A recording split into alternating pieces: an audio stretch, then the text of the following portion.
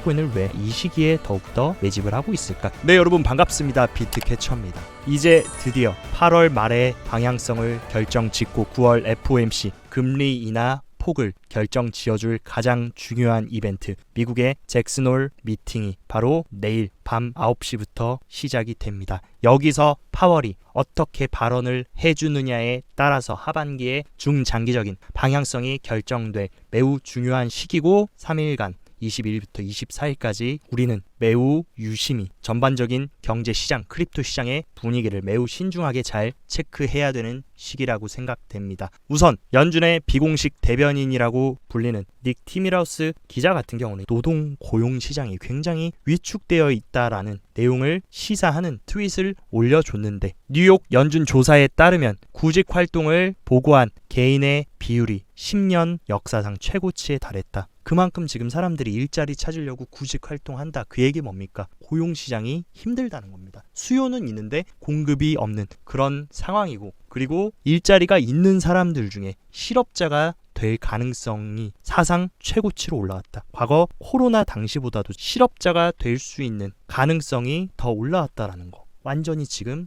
노동시장은 침체 속으로 들어가고 있습니다. 이 와중에 전반적인 경제의 흐름, 단순히 지금은 옐런 재무부 장관이 미친 듯이 단기 국채 찍어내서 유동성 공급해서 가짜 경기 부양시켰지만, 실제로 숙박 같은 경우도 계속해서 작년부터 폭락하고 있고, 그리고 항공, 크루즈까지 웹사이트 방문자가 엄청나게 줄어들고 있다. 이게 정말 실질적인 데이터입니다. 웹사이트 방문자가 줄어들고 있다는 거, 수요가 없어지고 있다는 거, 이것은 결국에 경기 위축으로 이어질 수 있는 상황. 아마 이런 모든 데이터들을 파월은 너무나 잘 지켜보고 있을 것이고, 이제 본인이 등판해가지고 비둘기 날려주면서 시장에 친화적으로 가야 될 때라는 것을 알고 있을 겁니다. 물론 내일부터 잭슨홀 미팅이 시작되고 어떻게 말하는지는 봐야 알겠지만, 지금 울며 겨자 먹기로라도 시장을 부양시키기 위해서 아마 좋은 발언, 비둘기를 날려줄 필요가 있다라는 것을 느끼고 있을 겁니다. 왜냐하면 지금 계속해서 침체에 대한 불안감, 공포, 최근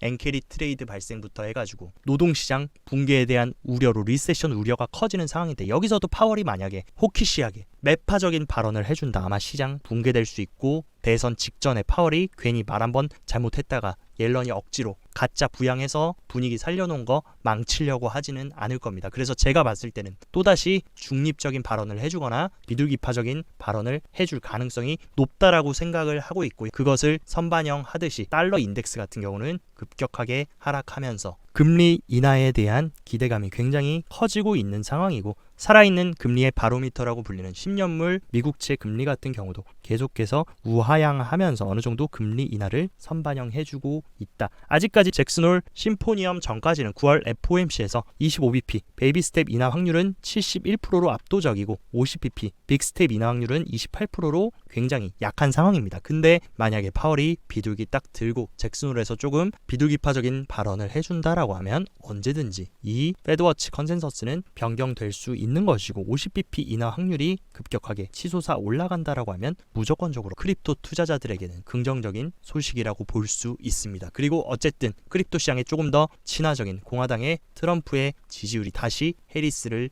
역전했다. 제가 봤을 때 해리스의 지지율 하락은 계속해서 암호화폐 시장을 외면하고 함구하고, 그리고 한간에 떠도는 루머로는 미국의 안티가 제일 많은 이 SEC 위원장을 재무부 장관까지 하겠다, 이런 루머까지 퍼지면서 급격하게 지금 지지율이 트럼프로 기운 상황으로 보입니다. 근데 실질적으로 이런 수치조차도 해리스가 민주당 여당이 지지율을 조작했을 가능성이 크다라는 얘기가 나오고 있고, 최근에 또 재밌는 소식이 들렸는데, X에서 트럼프와 해리스의 여론조사를 했는데 100만 명의 사람들이 X에서 투표를 했습니다. 근데 여기서 도널드 트럼프가 이길 확률이 79%로 압도적인 우위를 차지했다. 어떻게 보면 이 X라는 플랫폼 진짜 국민들이 사용하고 굉장히 대중화되어 있는 그런 소셜 네트워크인데, 여기서 트럼프의 지지율이 79%나 차지했다라는 거. 지금까지 해리스의 지지율은 가짜고 뭔가 조작이 되어 있을 수도 있다라는 의심을 불러일으키게 합니다. 근데 여론조사 같은 경우는 당연히 조사하는 기관 상황에 따라서 다 천차만별로 달라지고 있기 때문에 어쨌든 지금 지금 다시 트럼프가 우위를 잡아왔다라는 거. 정치적인 부분은 차치하더라도 크립토 투자자들에게는 조금 좋은 소식이 아닐 수 없다라고 보고 있습니다. 그리고 대표적인 비트코인 맥시멀리스트 대선 후보이자 굉장히 친화적인 발언을 해준 미국의 대선 후보 로버트 케네디 주니어가 지금 트럼프 캠프의 합류를 고려하고 있다라는 굉장히 중요한 소식이 들렸습니다. 그래서 케네디 주니어 후보의 후보 사퇴와 트럼프 캠프 합류는 해리스 당선을 막기 위한 선택. 이 사람과 지금 트럼프의 공통된 대선 공약 뭡니까? 비트코인 준비 자산으로 채택하고 비트코인 대통령이 되겠다. 어떻게 보면 힘을 조금 더 실어주기 위해서 트럼프 캠프에 합류하려는 것이고, 트럼프 캠프에 이 사람이 합류한다라고 하면 지지율에 조금 더 도움이 돼줄 수 있는 굉장히 긍정적인 흐름으로 정치적인 부분은 크립토 시장에 흘러가고 있다라고 생각이 됩니다. 브라질 같은 경우는 최근 첫 번째 기관 솔라나 ETF 승인에 이어서 두 번째 솔라나 ETF까지 승인하면서 적극적으로 크립토 시장에 매우 친화적인 움직임을 가져가고 있습니다. 반면 지금 SEC는 계속 악수를 두고 있는 거 뭡니까? 최근 기관들이 신청한 솔라나 현물 ETF에 대한 CBOE의 19B4 제출을 SEC가 거절했다. 그러면서 솔라나 증권법 위반일 수 있기 때문에 니네 신청 기각할게. 계속해서 악수를 두고 있는데, 제가 봤을 때 솔라나 현물 ETF 같은 경우는 블룸버그 ETF 선임 애널리스트인 에릭 발추나스가 출시가 될 가능성 올해 같은 경우는 0%에 가깝다. 이 부분은 어느 정도 모두가 인정하실 부분입니다. 올해 솔라나 ETF가 갑자기 출시되는 것은 시기상조일 수 있다. 그리고 만약에 해리스가 승리한다라고 하면, 대선에 승리한다라고 하면 내년에도 솔라나 ETF는 될 확률이 없다. 왜냐하면 해리스는 크립토 시장이 굉장히 회의적이고 적대적일 가능성이 크기 때문에. 그래서 솔라나 현물 ETF가 승인될 유일한 희망은 트럼프 공화당이 승리하는 거. 저희 캐쳐 가족분들 중에서도 솔라나 홀더분들 굉장히 많으시고, 솔라나 2만원 3만원대부터 매집하신 분들 많으실 텐데, 어쨌든 정치적인 부분을 배제하더라도 이 솔라나가 현물 ETF로 역사적인 세 번째 크립토 ETF로 출시되려면 트럼프가 승리하는 것이 매우 중요한 사안일 것으로 생각이 됩니다. 어쨌든 이런 정치적인 부분은 크립토 시장에 조금씩 웃어주는 흐름으로 가고 있고, 지금 여러 분석가들이 시장 변동성에도 불구하고 기관 투자자들은 비트코인에 대한 의지를 굳건하게 유지를 하고 있다라고 일제히 입을 모아서 얘기를 해주고 있습니다. 그리고 비트와이즈 같은 경우도 기관들이 여전히 비트코인 ETF 매수하고 있고, 올해 2분기에만 14%나 증가했다. 이 14%가 얼마나 큰 수치입니까? 특히나 개인이 아니라 엄청난 자본을 운용하는 기관들이 계속해서 크립토 시장에 천천히 유입되고 채택을 하고 있다라는 거. 물론 지금 단순히 표면적인 가격은 움직이지 않더라도 많은 에너지가 응축이 되고 있다라는 것을 시사합니다. 그리고 비트코인 현물 ETF 같은 경우도 4일 연속으로 어쨌든 유입이 들어오고 있다. 근데 지금 잭슨홀 미팅을 앞두고 매크로의 불확실성과 파월 연준 의장 발언을 앞두고 약간 기관 투자자들이 조금 눈치 보기 흐름이 지속되면서 엄청난 시장의 분위기를 바꿀 만한 유입은 들어와 주지 않고 있다. 근데 충분히 매크로에 대한 불확실성이 어느 정도 해소가 되고 파월이 조금 친화적인 발언을 해준다면 다시금 더 큰 유입이 들어올 수 있는 상황이 충분히 만들어질 수 있고, 한 가지 조금 긍정적인 사안은 그레이스케일의 유출 물량은 계속해서 지금 조금씩 줄어들고 있는 그런 고무적인 모습이고,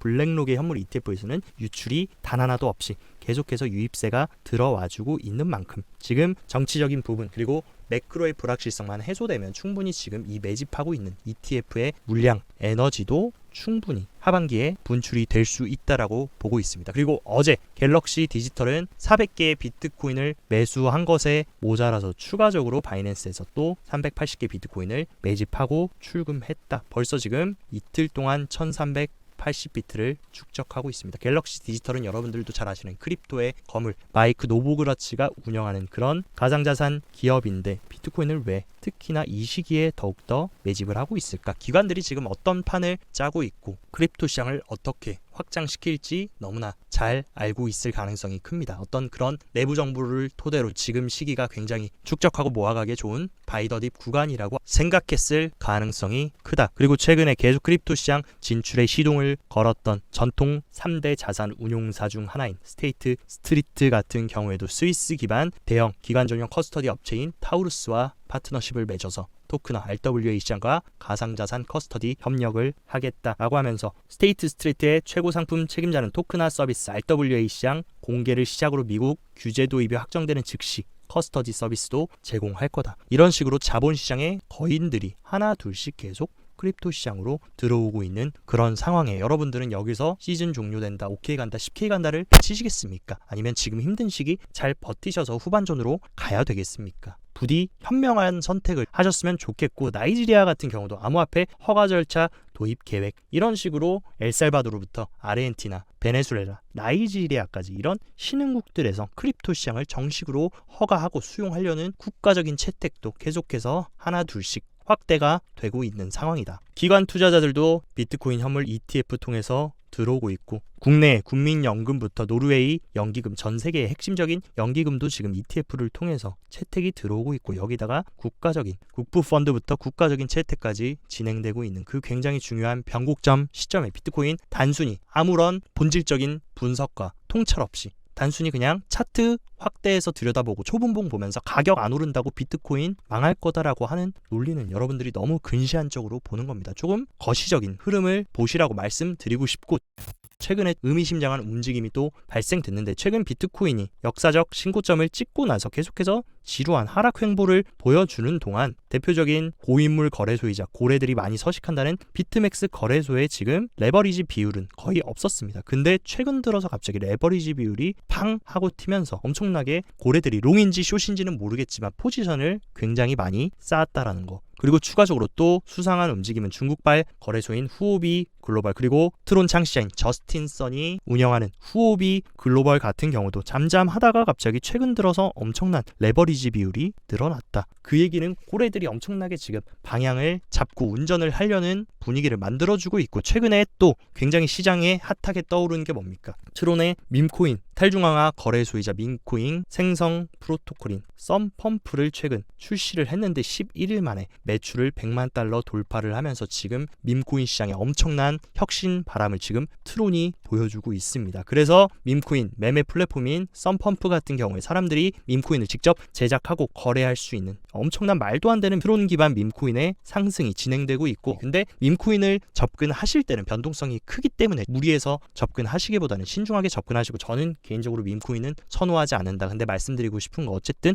트론 생태계에도 지금 굉장히 의미심장한 움직임을 보여주고 있기 때문에 트론 생태계도 우리가 주목해서 봐야 되지 않을까라고 생각하고, 트론 생태계 같은 경우는 하루 동안 수수료가 모든 네트워크 이더리움 솔라나를 제치고 압도적 1위로 올라오면서 굉장히 급부상하면서 떠오르고 있습니다. 이에 따라 지금 트론 가격도 상승되고 있는데, 트론 창시자인 저스틴 선은 이런 트론의 강세 튼튼하게 유지될 것이라는 발언을 해줬다. 그리고 트론과 함께 우리가 또 주목해서 봐야 되는 것은 바로 코인베이스의 레이어2 프로토콜인 베이스 프로토콜이다. 그래서 베이스 프로토콜이 지금 400만 명의 액티브 주소수를 돌파했고, 현재 지금 베이스 프로토콜이 얼마나 빠른 속도로 성장하고 있냐면 올해 초부터 엄청나게 액티브 어드레스가 급격하게 증가하면서 계속해서 지금 신규 활동자 수가 늘어난다. 결국에 크립토 시장 네트워크의 펀더멘탈은 뭡니까? 네트워크 활성화되는 게 제일 중요합니다. 액티브 어드레스가 얼마나 많느냐, 얼마나 많은 사람들이 이 네트워크를 사용하느냐. 지금 베이스가 무서운 속도로 그런 강세를 보여주고 있고, 베이스는 또 어떤 기관과 밀접한 연관이 있습니까? 바로 서클의 달러 기반 스테이블 코인인 USDC와 유로 기반 스테이블 코인 EURC와 공식 네트워크 파트너십을 맺으면서 유럽의 가상자산법인 미카법에 정식으로 승인받은 스테이블 코인이 바로 USDC와 EURC다. 지금